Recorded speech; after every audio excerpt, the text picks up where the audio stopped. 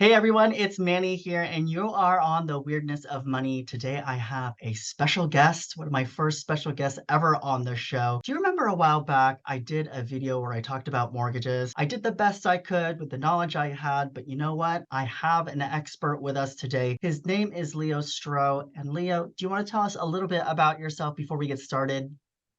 Yeah, absolutely. And first of all, thanks for having me on. I got into the mortgage business kind of by happenstance. I've always been interested in real estate, had been taught for quite a while that all people who have built generational wealth have real estate as an asset class in their portfolio. And when I came back to San Francisco, I'm born and raised here. We were living in this tech world, which we still are. And I wound up at a job in fintech and kind of immediately found a calling and realized how much I love it and learning about it. And as I continue to learn, really can use that to help other people, which brings me a lot of joy. That's awesome. I know you're going to be able to help a lot of people on this video. So some key things people need to get right when they're buying a house is this idea of a max loan amount and a max purchase price. Can you talk a little bit about that? Yeah, absolutely. And it's a really good question. So the pre-underwrite determines how much house you can afford, right? And there is a down payment, of course, and then the remainder of that coming as a loan. In order to determine the max loan amount, underwriters use a pretty simple formula called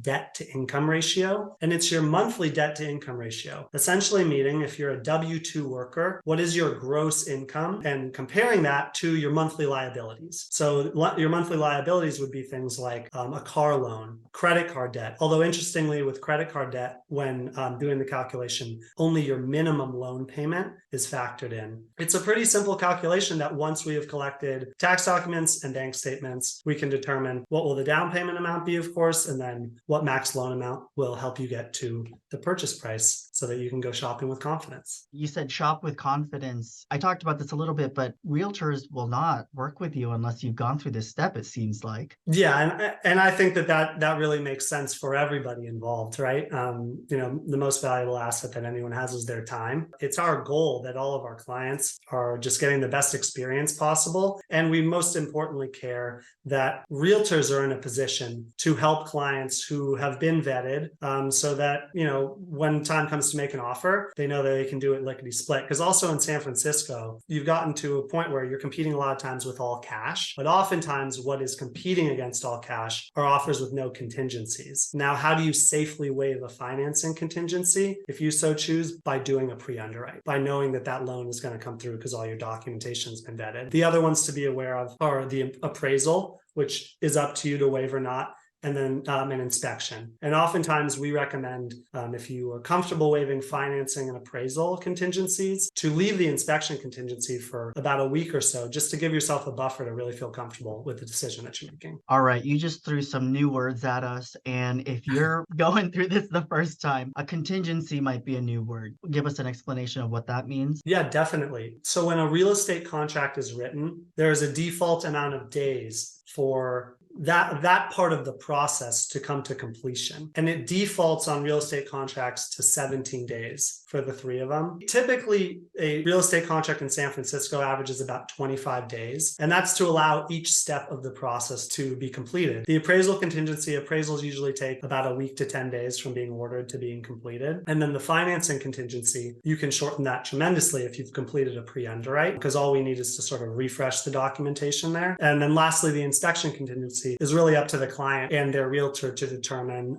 if they want to do any additional inspections. I see. So the contingency is a stipulation in the contract that says that this milestone needs to be met by a certain time. That's exactly right. Okay, cool. You mentioned this appraisal process. What goes on in that Yeah, step? good question. So an appraisal is ordered with a third-party appraiser, and what they do in that is determine the property value by using comparable properties sold in the neighborhood, and then doing a thorough walkthrough of the home, checking for things like the condition of the flooring, the condition of the roof, the condition of kitchen appliances. Every detail of the home comes down into factoring what the price per square foot is. So the appraiser is a licensed third party that completes that process. Okay, so obviously you're buying a house, you want to know about these things, but the bank really is most interested in knowing that this asset that you're going to collateralize is going to be valuable if it comes time to resell the house. Exactly, Yeah. because the bank is making a loan on that collateral. So the third party appraiser allows the bank to understand what is the quote, fair market value for this property. Appraisers have a copy of the purchase contract. Their job is to more or less justify the purchase price. But having said that, it's really important to have an objective third party when you're talking about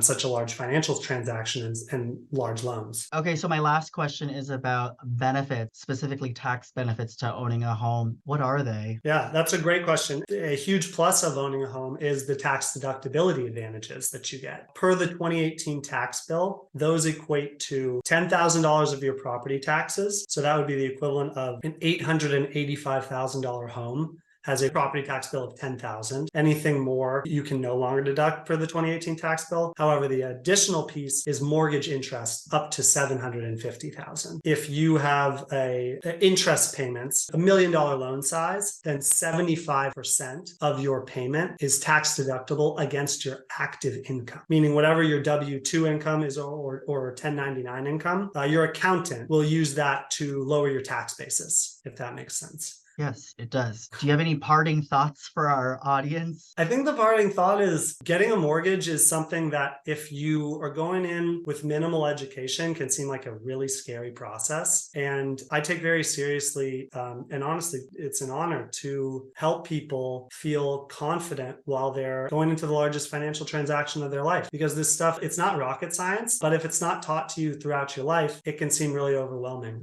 So I think finding the right person that you feel comfortable and confident talking to and going through the mortgage process with really makes a big difference in how the overall home buying journey, how it goes. So I'm always here to help. Leo, thank you so much for your time today. That was really helpful.